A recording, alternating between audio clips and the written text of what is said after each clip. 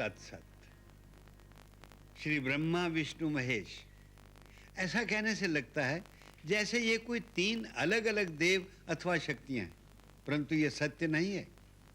वास्तव में ये तीनों एक ही शक्ति के तीन रूप हैं। असल में एक ही पर ब्रह्म परमात्मा है, जिसकी इच्छा अथवा संकल्प से इस जगत की सृष्टि होती है, उस सृष्टि का पालन होता है और फिर उसी सृष्टि का संहार हो जाता है। एक मत ये भी है कि ये सारा जगत वास्तव में है ही नहीं, केवल माया है, और ये उत्पत्ति, पालन और संहार का सारा नाटक केवल माया का भ्रम है। जैसे स्वप्न में देखा हुआ सत्य नहीं होता, उसी प्रकार ये सारा संसार मिथ्या है, केवल स्वप्न मात्र है। फिर भी इस प्रश्न का उत्तर तो चाहिए कि यदि ये स्वप्न है तो ये किसका स्वप्न है? कोई तो है जो इस स्वप्न को देख रहा है अथवा इस स्वप्न की रचना कर रहा है। वही जो परम रचनाकार, वही जो परम दृष्टा है, उसी का नाम शास्त्रों में परब्रह्म परमात्मा रखा है। सो एक नाम तय हो गया, परब्रह्म। अब उसके तीन कार्य हैं, जगत की रचना, उसका पालन और उसका विलय अथवा संहार। इन तीनों कार्यों को करने के लिए तीन अलग अलग भाव होने चाहिए।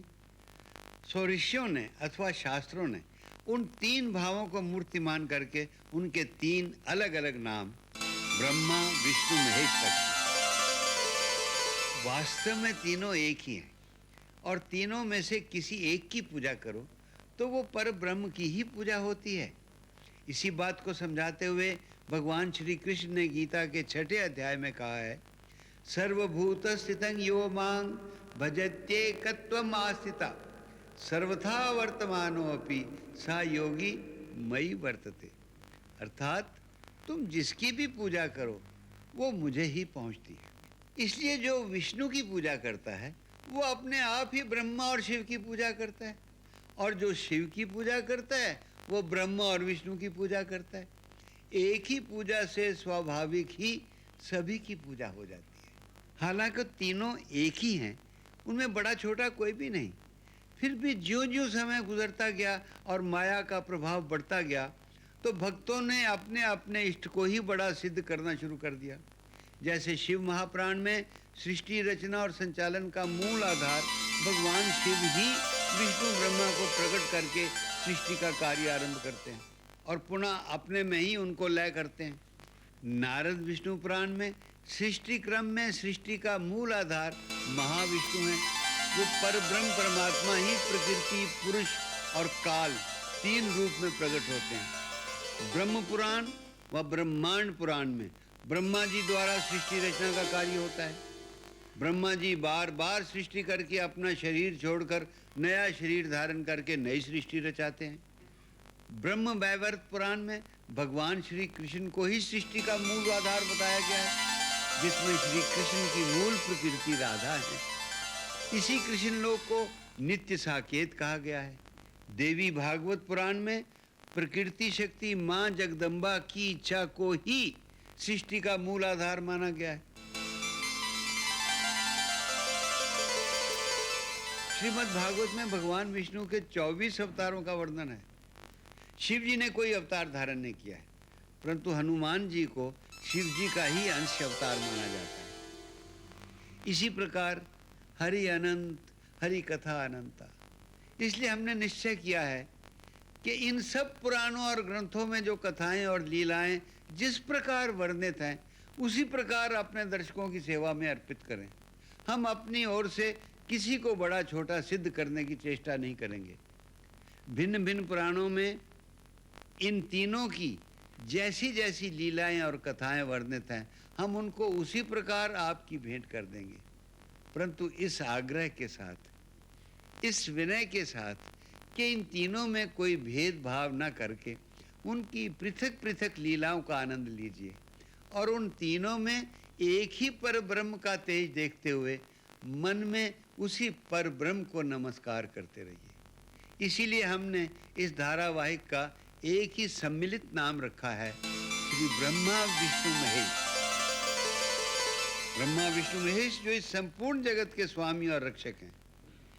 इससे पहले कि हम विभिन्न शास्त्रों के आधार पर इन तीनों के उद्गम और प्रादुर्भाव का वर्णन करें, हम उनकी एक परम रोचक कथा सुनाना चाहते हैं, जिसमें उस लीला का वर्णन है जब इन तीनों महाशक्तियों को हमारी छोटी सी धरती, हमारी छोटी सी पृथ्वी की एक सती सन्नारी ने शक्तिहीन करके अपनी कुटिया में अपनी ममता का बंदी बनाकर रख लिया था।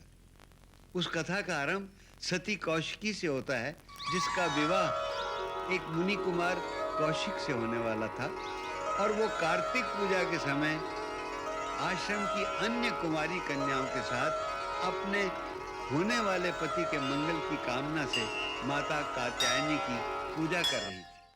चंद्रहासोज्ज्वल करा शार्दूल वरवाहना कात्यायनी शुभं दद्यात् देवी दानवघातिनी।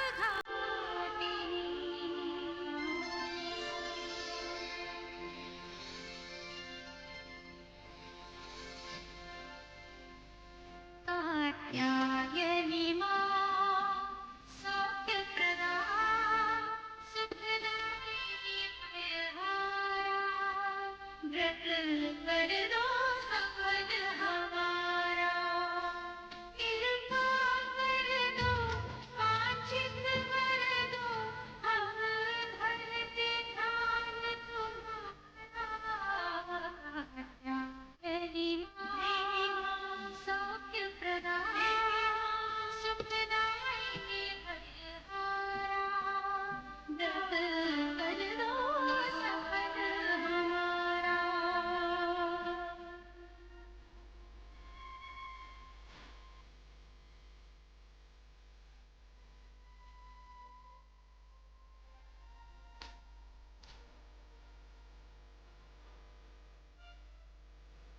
नव दुर्गा किया तुमने षष्ठम स्थान सुशोभित। महिमा मंडित कीर्ति तुम्हारी नाम शक्ति सुपूजित। महिमा मंडित कीर्ति तुम्हारी नाम और शक्ति सुपूजित। सौभाग्याकांक्षियों को मिले सौभाग्य तुम्हारे। कात्यायनी सौख्यप्रदा सुखदायिनी भयहारा व्रत कर दो सफल हमारा।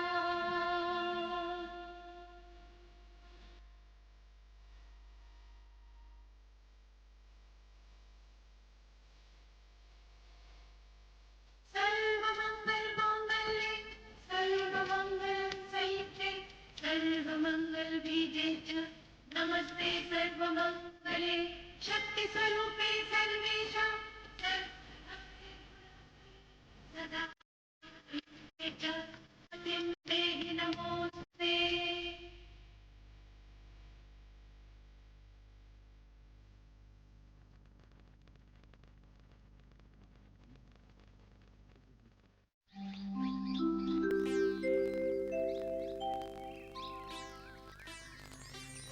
हे गौरी माँ, मुझे आशीर्वाद दो कि जिनसे मेरे पिताजी ने मेरा संबंध निश्चित किया है, मैं सदा उनकी सेवा करूं। वो सदा सुखी रहें, स्वस्थ रहें। स्वप्न में भी मेरे मन में किसी अन्य का ध्यान न आए। मैं अपने सत्य के मार्ग पर अडिग रहूं।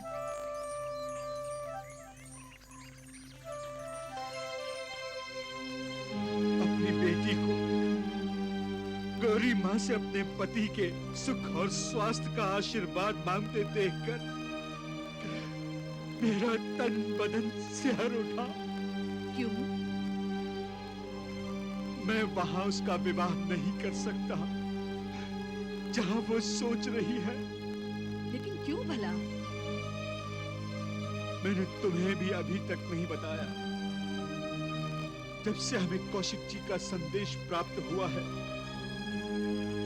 मैं भारी दुविधा में पड़ गया हूँ। क्या संदेश आया है? बताइए ना। वो सुकन्या से विवाह करना नहीं चाहते। लेकिन क्यों? क्या कमी है हमारी बेटी में? क्या दोष है सुकन्या में? दोष तो उनके शरीर में उत्पन्न हो गया है। स्पष्ट बताओ, क्या बात है? बात क्या है? उन्हें कुष्ठ रोग की बीमारी हो गई है। उन्हें कोढ़ हो गया है, कोढ़। नहीं, ये क्या हो रहा है देवी माँ?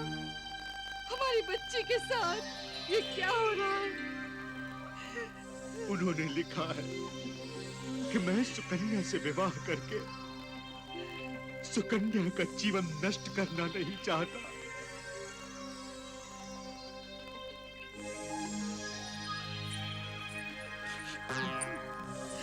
माँ, पिताजी,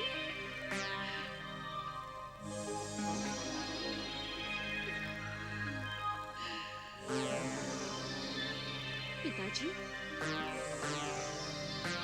माँ को क्या हुआ?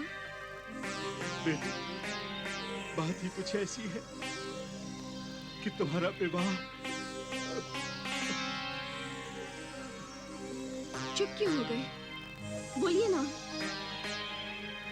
बेटी, हमें तुम्हारे लिए एक दूसरा वर ढूंढना पड़ेगा। ये आप क्या कह रहे हैं पिताजी? दूसरा वर? आप मुझे गाली दे रहे हैं पिताजी?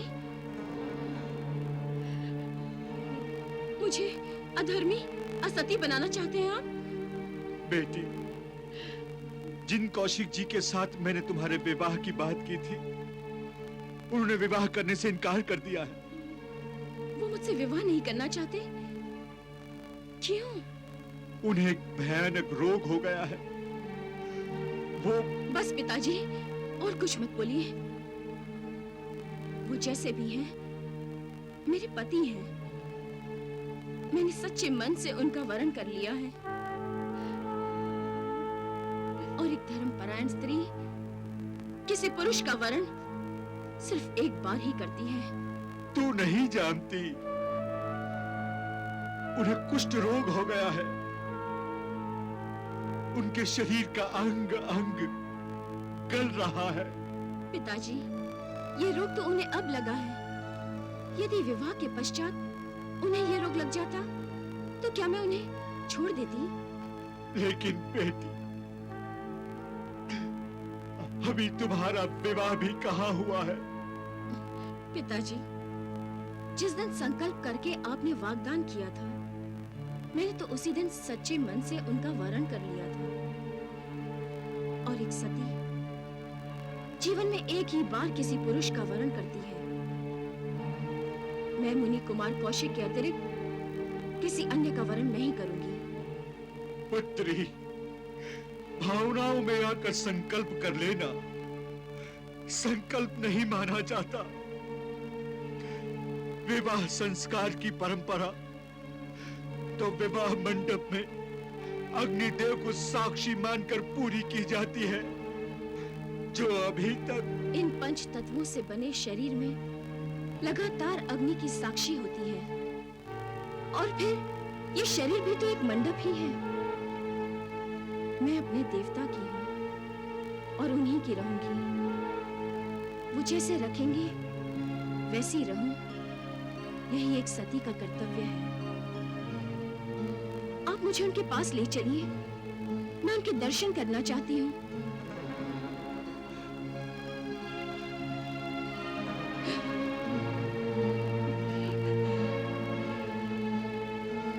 बेटी,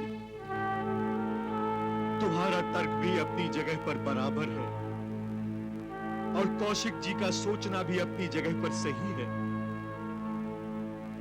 मैं जाकर उनसे बात करता हूं और वहां धर्माचार्यों से निवेदन भी करूंगा आप सभी जीवन के गूढ़ तत्वों को जानने वाले हैं। मेरी पुत्री के तर्क का उत्तर मेरे पास नहीं है, इसीलिए मैं आप सभी धर्माचार्यों के पास अपनी समस्या के समाधान की आशा लेकर आया हूं।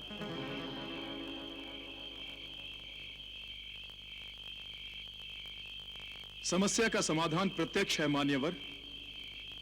आपकी पुत्री से संबंध विच्छेद का कारण इनका ये रोग है। और इनका घृणित रोग किसी और को न लग जाए, इनके कारण किसी दूसरे को कष्ट हो, ये मुनि कुमार कौशिक नहीं चाहते। भाग्यम फलति सर्वत्र, इसे प्रारब्ध की विडंबना मानकर आप अपनी पुत्री का विवाह कहीं और कर दीजिए। मेरी पुत्री का कहना है कि जिस दिन से मैंने ब्राह्मण कुमार कौशिक जी का अपनी पुत्री के वरण के लिए संकल्प लिया था, उसी दिन से वो मन और बुद्धि से आपको समर्पित हो गई है और आजीवन आपकी सेवा करने का व्रत धारण कर रखा है। अब आप ही एक पिता की लाज रख सकते हैं। ये क्या नृत्य कर रहे हैं आप मेरे पिता समान हैं। मेरी दशा देखिए और स्वयं सोचिए। मुझे अपने पूर्व कर्मों का दंड तो भोगना ही है ना। आपकी निर्दोष कन्या को सहभागी बनाना क्या मेरा सत्कर्म होगा?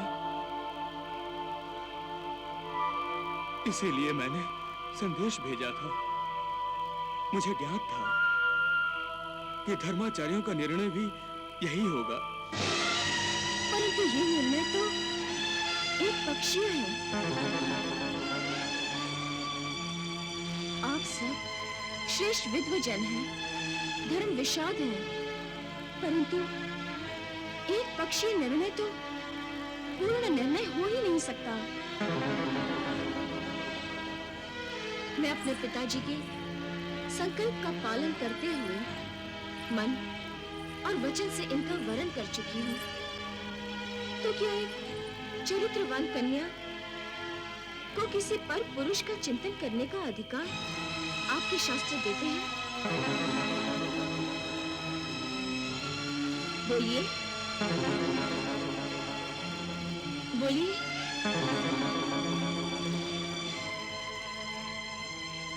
आप मेरे द्वारा लिए गए वरण करने के संकल्प को बदलने का अधिकार ही नहीं रखते। ये वरण मैंने किया था और इसका निर्णय भी मैं ही लूंगी। हे ब्राह्मण मुनि कुमार, भाग्य बदलना मेरा कार्य नहीं, परंतु कर्तव्य पथ पर चलते रहना मेरा कार्य है, मेरा धर्म है। मेरे पूज्य पिता के माध्यम से जो संकल्प मुझसे परमेश्वर ने करवाया है, मैं उसका पालन करूंगी। मैं जीवन पर्यंत आपकी सेवा करूंगी। आप मुझे अपने चरणों में रहने की स्वीकृति दीजिए। अन्यथा अन्यथा अन्यथा जो तप, साधना और पूजा मैंने की है, उसी की योग शक्ति के बल पर मैं इसी क्षण अपने प्राण त्याग दूंगी। नहीं पुत्री, नहीं, नहीं। ये एक सती का निर्णय है। तुमने हमें निरुत्तर कर दिया। तुम्हारी जय।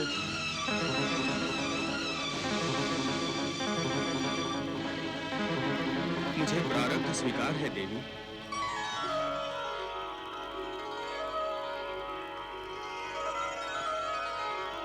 आचार्यवर, पाणी ग्रहण का आयोजन कीजिए। हम विवाह करेंगे।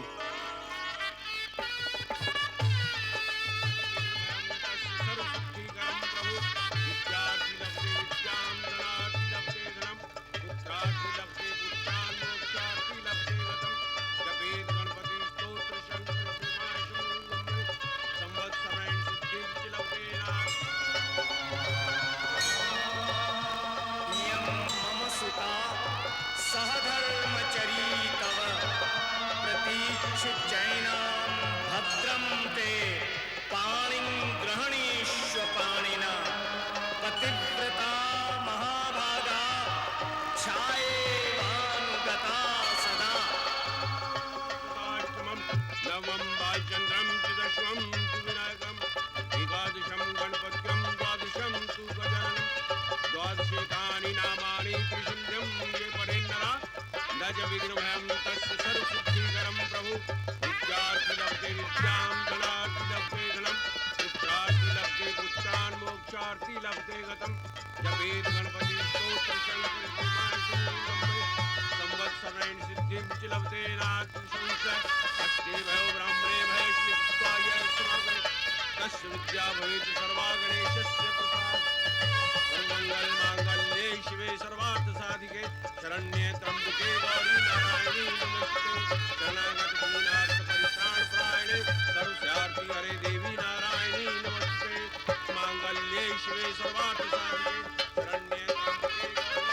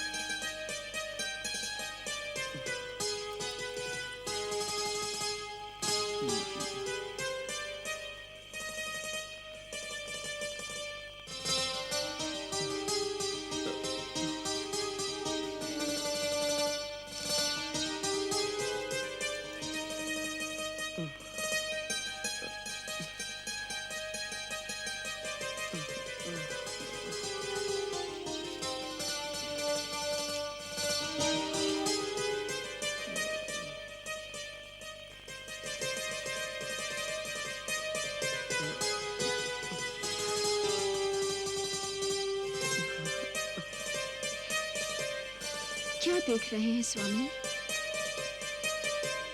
एक सच्ची पतिव्रता नारी का प्रत्यक्ष रूप देख रहा हूँ। सोच रहा हूँ यदि तुम मेरी पत्नी न होती तो मेरी क्या दशा होती। ये शरीर अब तक सड़ गया होता। लोगों के तिरस्कार ने मेरी आत्मा पर न जाने कितने घाव लगाए होते। हो सकता है अपने प्रति ग्लानि से मैंने आत्महत्या कर ली होती। ऐसा मत कहिए स्वामी, ऐसा सोचिए भी मत। मेरे होते हुए कोई आपका तिरस्कार नहीं कर सकता। मैं आपकी पत्नी हूँ, दासी हूँ आपकी। अगर मेरे वश में होता तो आपका रोग मैं ले लेती।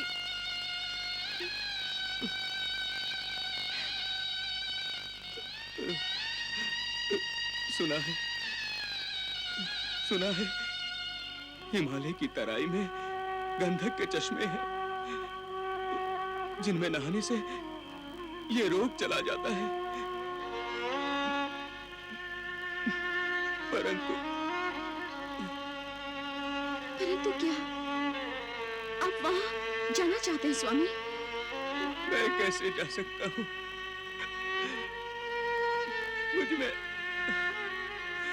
मुझ में चलने की शक्ति नहीं है। चलने की शक्ति नहीं है मुझ में।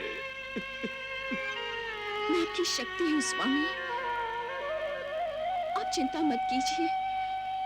मैं आपको ले जाऊंगी हिमालय की तराई में। और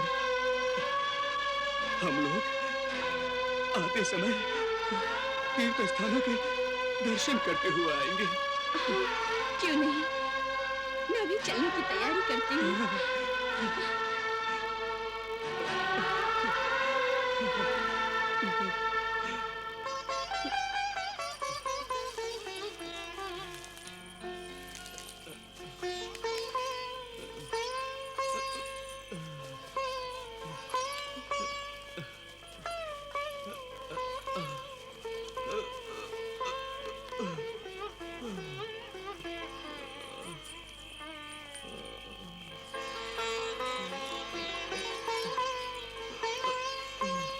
कौशिकी अपने पति के साथ हिमालय की तराई की ओर जा रही थी। मार्ग में उसे वो नगरी मिलती है जिसके राजा ने मांडव्य नामक ऋषि को वस्त्र और आभूषण चुराने के झूठे अपराध में सूली पर लटका दिया था। और ये वो मार्ग है जहां अभी तक सूली पर चढ़ाए गए मांडव ऋषि अपने योग बल से सूली पर ही ध्यान लगाए समाधिस्थ थे।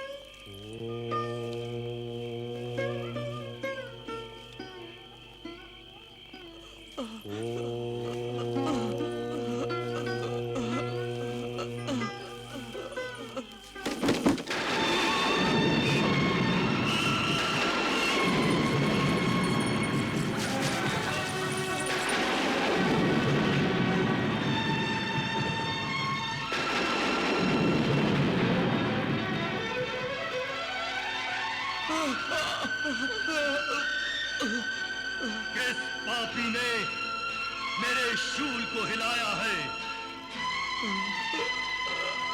कौन अधर्मी है जिसने मेरी भोग समाधि को भंग किया है? कौन है जिसने मुझे इतनी पीड़ा पहुंचाई है?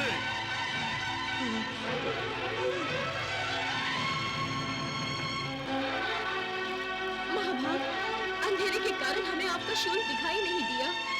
भूल से आपका स्पर्श हो गया। तुम्हारी भूल से मुझे जो पीड़ा हुई है उसका दंड तो तुम्हें मिलना ही चाहिए। मैं मांडव्य ऋषि तुम्हें शाप देता हूं कि सूर्य उदय होते ही तुम्हारा पति मृत्यु को प्राप्त हो जाएगा।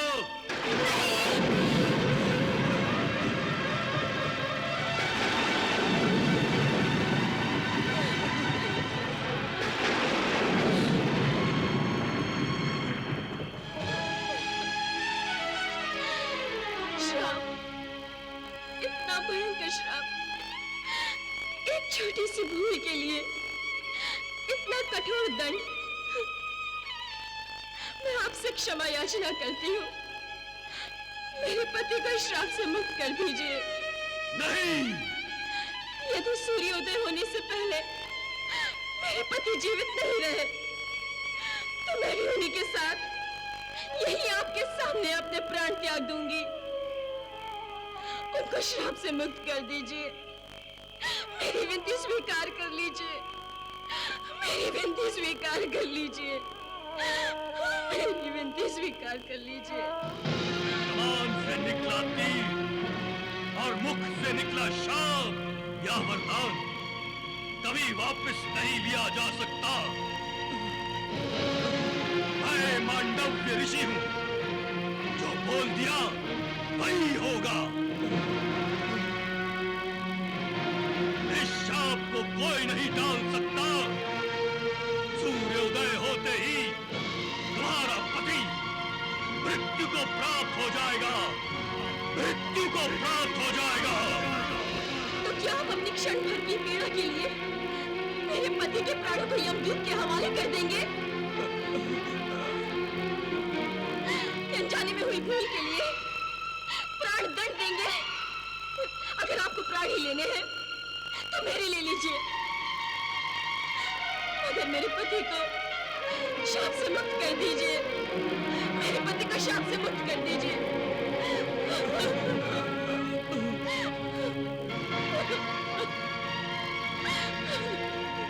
शाप देते ही मेरा संपूर्ण पुण्य और तपोबल नष्ट हो गया है। अब मैं अपना शाप वापस नहीं ले सकता।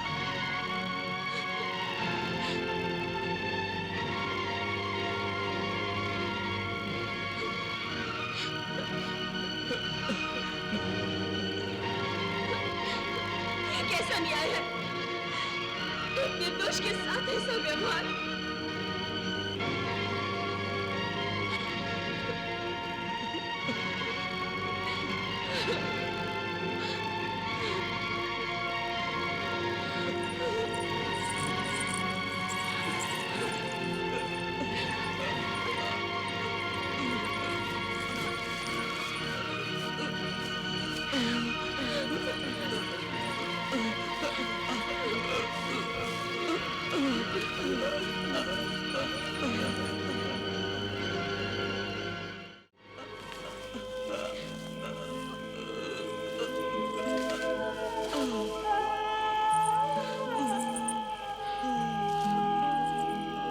कौशिकी, ये कैसी विडंबना है।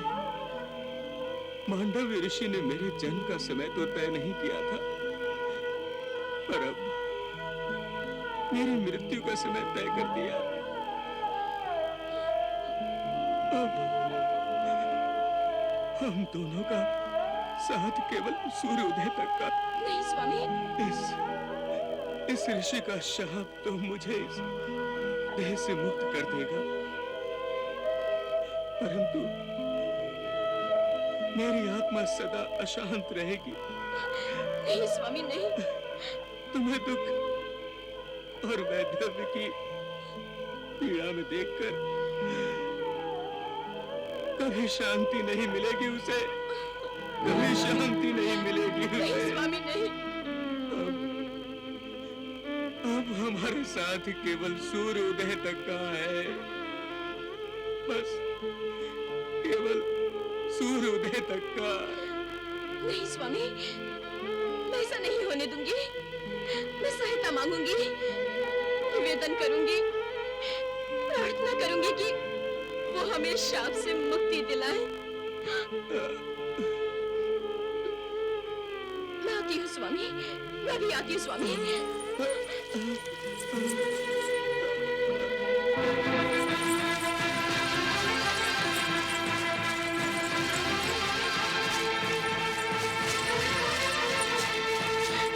कहाँ जाना है?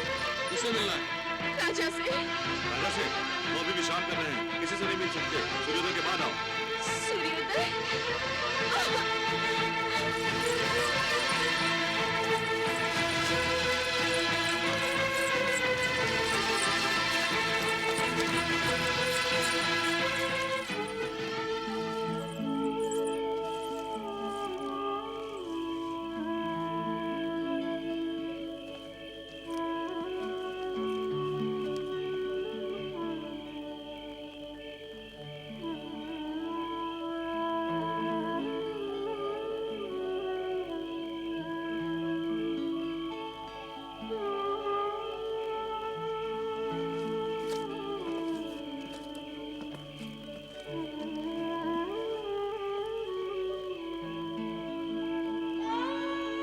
कहो देवी, रात्रि के इस पहर में तुमने हमें क्यों स्मरण किया? राजगुरु, नगर के एक मार्ग पर कोई सूली पर लटका हुआ है। हाँ, एक ढोंगी साधु है। नहीं राजगुरु, कोई ढोंगी शाप देने का साहस नहीं कर सकता। शाप? हाँ, उन्होंने मेरे पति को शाप दिया है। वो मांडव्य ऋषि है राजगुरु, और यदि उनका शाप सत्य हो गया तो सूर्योदय होते ही मैं विधवा हो जाऊंगी। यदि वो सत्य में मांडव्य ऋषि है, तब तो बड़ा अनर्थ हो गया। दंड मिलते समय उन्हें अपना परिचय तो देना चाहिए था। मैं अभी जाकर राजन से। राजगुरु, मेरे पति का क्या होगा? तुम मुझसे क्या चाहती हो? आप राजगुरु हैं, महान तपस्वी हैं। ऐसा आशीर्वाद दीजिए कि उनका दिया हुआ शाप निष्फल हो जाए। ये मांडव्य का शाप है देवी, उसे निष्फल करना मेरे वश में नहीं है। मैं विवश हूं देवी।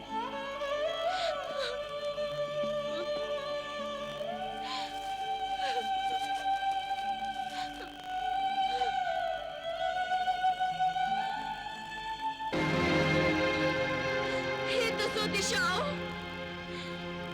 हे गंधर्व अप्सराओं, हे देवताओं, मेरे पति की रक्षा कीजिए, मेरे पति की रक्षा कीजिए, मेरे पति की रक्षा कीजिए।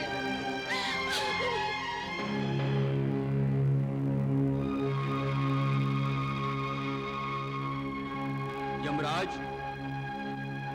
मुझे आज्ञा दीजिए, मैं कौशिक के प्राण लेने कब जाऊं?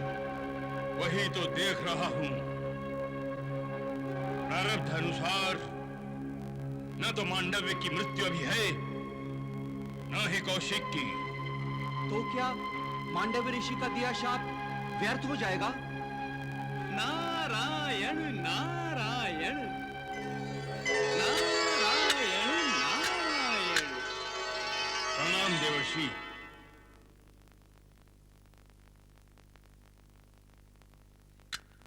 किस समस्या में उलझे हैं धर्मराज?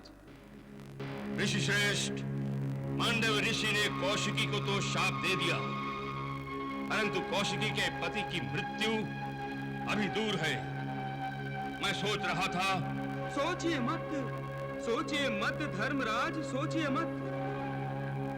वैसे भी इन शाप अभिशापों से बचकर रहना चाहिए। अब शाप के अनुसार आज सूर्य उदय से पूर्व आपको कौशिक के प्राण हरण कर लेने चाहिए। परंतु ये तो विधाता के विधान में हस्तक्षेप होगा देव ऋषि। नारायण नारायण। और यदि आपने शाप का अनादर किया तो एक ऋषि के शाप के विफल हो जाने का तात्पर्य है उनके वचन का मिथ्या हो जाना। और धर्मराज, यदि एक महात्मा एक ऋषि का वचन मिथ्या हो गया तो तब कौन करेगा? यज्ञ कौन करेगा? और यज्ञ नहीं होने का अर्थ है भगवान की पूजा नहीं होगी, भक्ति नहीं होगी। क्या आप ये चाहते हैं? नहीं देवर्षि, कदापि नहीं। तो बस आप मांडव्य ऋषि के शाप का आदर कीजिए। नारायण नारायण नारायण नारायण।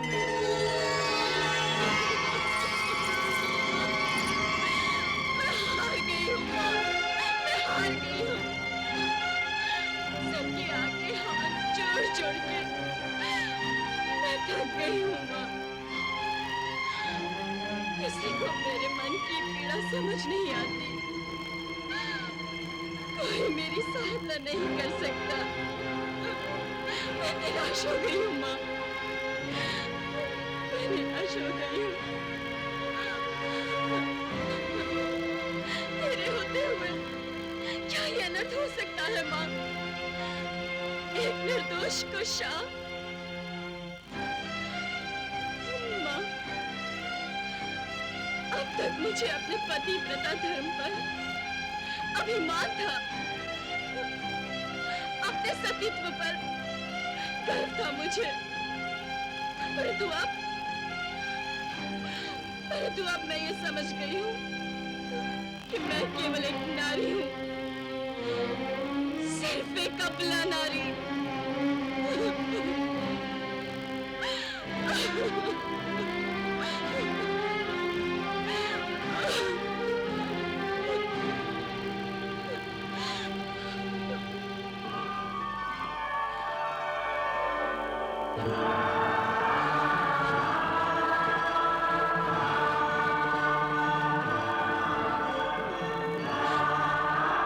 जो अपनी सहायता आप नहीं करते, उनकी सहायता कोई नहीं करता। कौशिकी, तुम इतना निराश हो जाओगी, इसकी तो कल्पना भी नहीं की जा सकती थी। उस पर तुमने हताश होकर अपने आप को निर्बल समझ लिया। नारी शक्ति है कौशिकी, अबला नहीं। और तुम तो सती हो। इसी बात का तो खेद है माँ। मेरी सतीत्वता का क्या लाभ है? क्या लाभ है मेरे पतिव्रता धर्म का? क्या लाभ है मेरे तप का, मेरी पूजा का? अगर मैं अपने पति की सहायता नहीं कर सकती माँ, तो मेरा ये जीवन व्यर्थ है। कोई भी जीवन व्यर्थ नहीं होता पुत्री।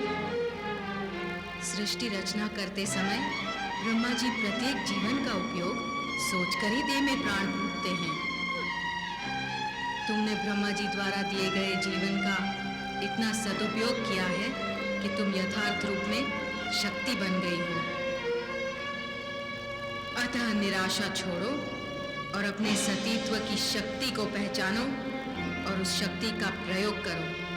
तुम जो चाहोगी वही होगा। यदि मैं चाहूं कि सूर्योदय ना हो, तो सूर्योदय नहीं होगा।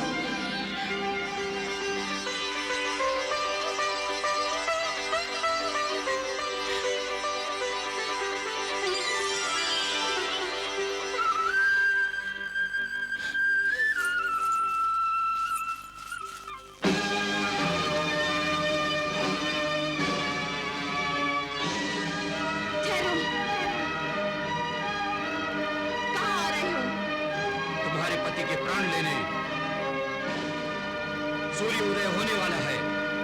सूर्योदय अब नहीं होगा।